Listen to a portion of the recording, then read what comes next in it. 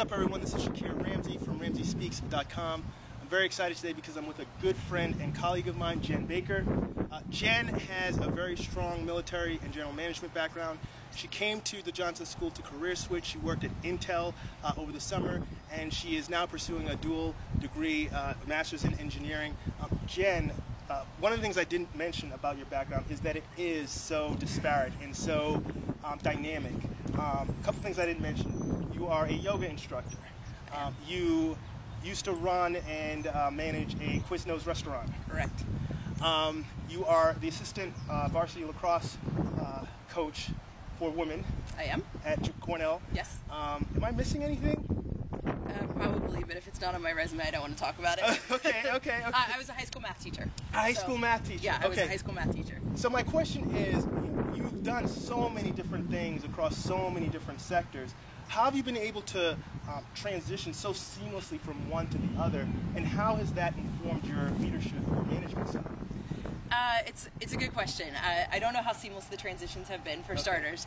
I would say that a lot of it has to do just with my innate personality. So I'm stubborn, for starters. So if you tell me that I can't do something or I shouldn't do something, I think there's still that rebellious teenager in me that wants to do it that much more. Okay. And I have a wide variety of interests. And because if you couple that with sort of a compulsive personality, it's never enough for me just to maintain something as an interest. I seem to want to go all into something. So thus the reason I'm a yoga teacher, thus the reason it wasn't enough to eat the Quiznos sandwiches. I had to then buy a franchise and own and operate a Quiznos for myself. I think that's kind of how I've ended up in a lot of the things that I've ended up in.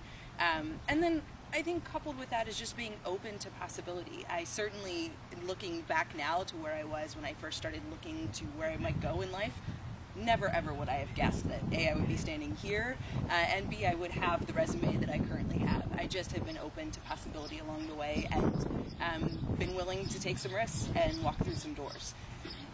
I think as a leader, any team that you lead is ideally not going to be homogenous. I think, we value diverse teams, and we should value leaders with diverse experiences for that reason. You have to be able to identify and align a number of different people within your teams and coalesce them towards a common goal.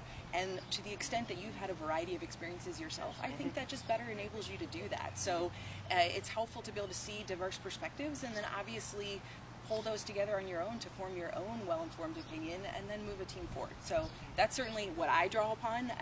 I've applied yoga teaching to things I've done here in business school. I've applied things I've learned on a lacrosse field to yoga teaching. I mean, you name it, it all sort of goes together, and I think that that's always your challenge, right, is to take all your experiences and marry them together into one and make that one common message. One of the things that fascinated me about you was the way people talk about you, especially faculty at the Johnson School, mothers. They had daughters who were very impressed with your leadership at school, especially as the assistant coach for lacrosse for women here. Is that an important component to your leadership or your growth or your vision? The idea of being a role model to young women, and on the end of that, is it important to be a role model at all as a leader? Well, first of all, it's exceptionally flattering to hear, and it's also an interesting question. I think that I never set out to be a role model. That's entirely been accidental, and though I don't have a daughter of my own, I have a niece, and often I find myself asking if a choice I've made, would I feel good about that choice that I've made if I told her? In the sense that, do I think that it would be inspirational to her in some way, or do I think that it would help to show her that maybe there are opportunities out there that she might not have previously considered? I don't necessarily consider myself a role model, but I will say that I'm always very conscious of the continuum for women, in the sense that I've made some choices, and I've been able to make some choices in my life professionally that just I would not have been able to make had I been born 40 years earlier. I'm very aware of that. I'm very humbled by that, and I owe a lot of gratitude to women who went before me.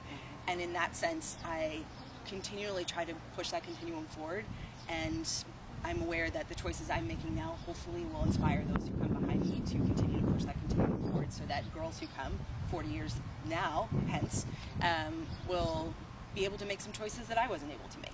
So I'm aware of that in that regard. Do I think that somebody should make all the same choices I did? No.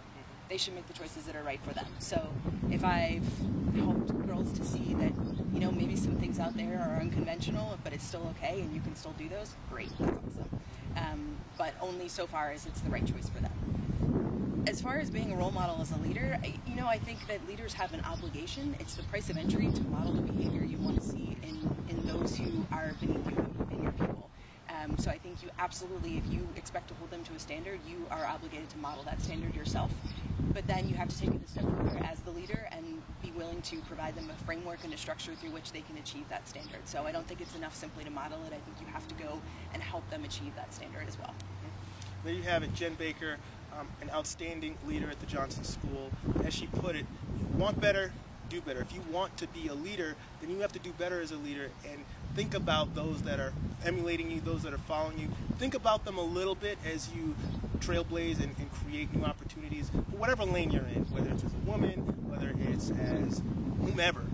Think about those things because at the end of the day, you are an influence on those that are around you. Thank you so much for hanging outside with us at Schofield. Schokoff. Schokoff, Yeah. okay. Yeah, Schokoff Field. This is RamseySpeaks.com signing off.